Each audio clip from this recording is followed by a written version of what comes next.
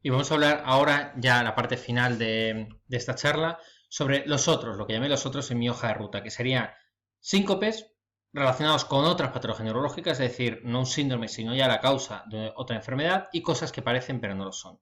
La hemorragia subaracnoidea no traumática, la hemorragia espontánea, supone con el síncope una de las formas de presentación más frecuente, pero siempre con cefalea de características explosivas. Es un paciente que tiene un dolor de cabeza muy fuerte inicial, en trueno, el más fuerte de su vida, y de pronto pierde conocimiento. Eso nos tiene que alertar de si puede ser un síncope. Como sabéis, eso sería típico, no es una de las síntomas previos que he comentado. En los pródromos, en el antes del síncope, no mencioné la cefalea. Una cefalea muy fuerte nos obliga a descartar una hemorragia subaracnoidea.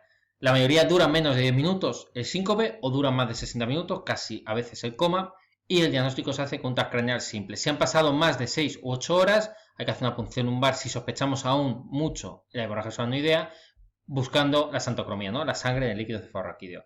Pero la sensibilidad del TAC en las primeras horas es cercana al 100%. Ojo, porque una presentación con síncope en una subaracnoidea hay que diagnosticarla porque supone más sangre, es decir, es una hemorragia mayor, peor pronóstico, más edema cerebral y un aneurisma que se ha roto de mayor tamaño. Aquí veis algunos TAC típicos de hemorragia subaracnoidea y aquí veis un TAC en un paciente con una hemorragia subaracnoidea que se hizo el estudio y veis aquí una estructura globulosa en el inicio de la cerebral media derecha, que sería el aneurisma que se rompió. Vamos a hablar ahora del síndrome de Róbeda subclavia, que es una patología poco conocida, pero que es importante también sospechar. El síndrome de Róbeda subclavia se produce por una estenosis ateromatosa cerca del origen de la arteria subclavia, puede ser bien la izquierda o bien la derecha. Como sabéis, sale la arteria vertebral o bien de la vertebral de la subclavia de un lado o del tronco brachiocefálico del otro. Esto hace que una estenosis previa, como en este caso a la salida vertebral, haga que no llegue suficiente sangre al brazo por la arteria porque tenemos una estenosis. ¿Y de dónde viene esa sangre? Del robo del sistema vertebrobasilar. Es decir, aquí tenemos un camino normal de la sangre hasta la arteria vertebral y debería subir a la basilar y de ahí el encéfalo. Sin embargo, esta estenosis evita que salga sangre a la arteria subclavia y la roba por un efecto hemodinámico de la vertebral contralateral. Esto es importante sospecharlo en los pacientes que voy a contar ahora.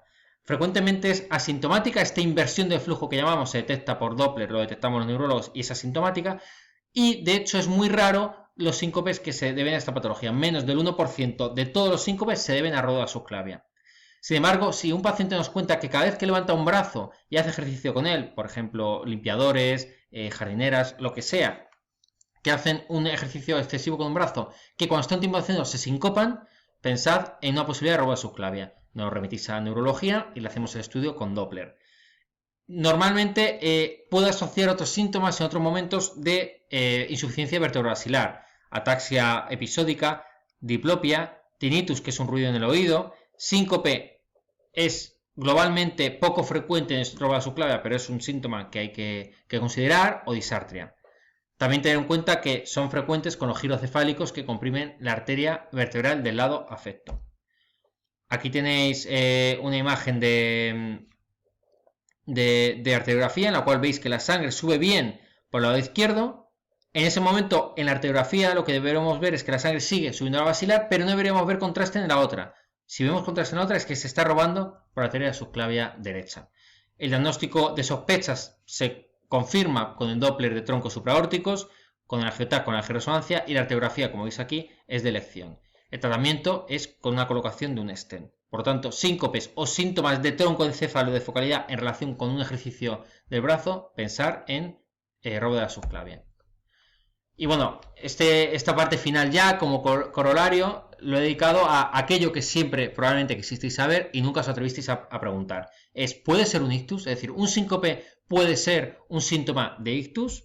Creo que es una pregunta que todos nos hemos hecho, que yo me he hecho como residente muchas veces y que por eso, para dar respuesta a ello, he creado esta última sección. Bueno, el síncope en el seno de un ictus sería casi exclusivo de AIT vertebrobasilar, es decir, una focalidad transitoria. Un AIT vertebrobasilar implica que se ocluye la arteria basilar por un trombo y se recanaliza de forma espontánea. Os digo que eso es rarísimo, eso no lo he visto yo nunca. De hecho, en la literatura no se ha reportado casi la recanalización espontánea de la arteria basilar. Fijaos que la el ictus, la trombosis y la basilar tiene una mortalidad casi el 90% si no se trata de forma aguda con trombólisis o trombectomía. Por tanto, una recanalización espontánea es prácticamente imposible. Por tanto, teóricamente sería casi exclusivo de eso, de una oclusión del sistema basilar, provoca un coma por el daño del tronco y se pasa en segundos y no deja secuelas. Eso os digo que es virtualmente imposible. Siempre, si eso ocurriera vamos a tener focalidad de tronco, porque se infarta algo el tronco por las arterias perforantes. De hecho, aquí tenéis un estudio muy clásico. Si veis literatura, hay muy poco publicado actualmente, este es del año 91, en el cual cogen a 483 pacientes con ictus con síncope y solo el 7% se deben a patología vascular. Fijaos, una incidencia muy baja. Todos eran AITES vertebrobasilares o carotidios bilaterales. Y fijaos, todos tenían síntomas asociados. Es decir, no es un síncope per se, porque hay focalidad. No podemos llamarlo síncope, eran AITES. Pero no era un síncope, porque había focalidad asociada a la pérdida de conocimiento. Lo que siempre os cuento que hay que preguntar.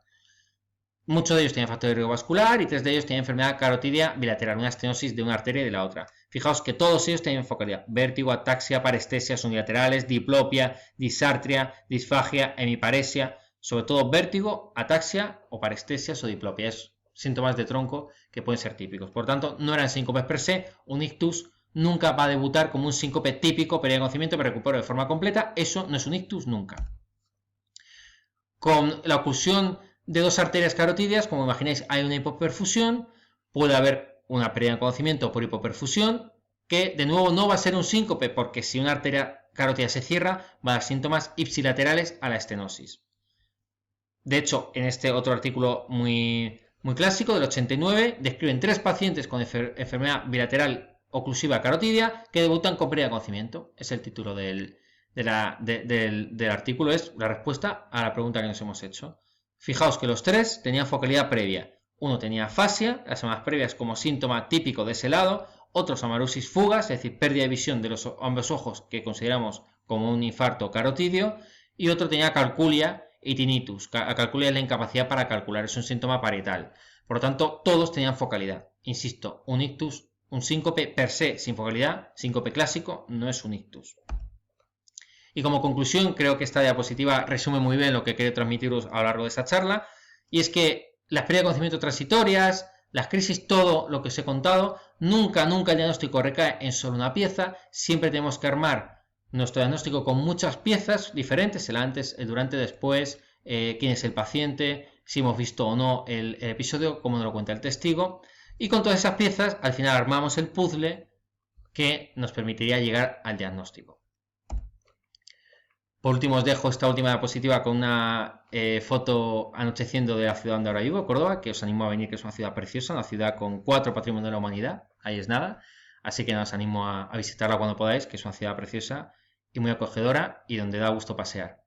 Y abajo tenéis mi mail para cualquier duda, por supuesto con total confianza me escribís, me consultéis, intentaré responderos lo que sepa y lo que no, os aseguro que me lo estudiaré. Y mi Twitter, que lo he escrito mal, me acabo de dar cuenta. Bueno, quizás no soy tan millennial como pensaba, pero bueno, ahí tenéis mi Twitter para también cualquier consulta o seguirme en las redes sociales ahora que está tan de moda el año que viene. Prometo intentar añadir un Instagram. Ha sido un placer hacer esta clase, espero que os haya gustado y que os haya ayudado, y mucha suerte en este máster, que seguro que aprendéis un montón y os ayuda mucho en vuestro trabajo diario. Un saludo.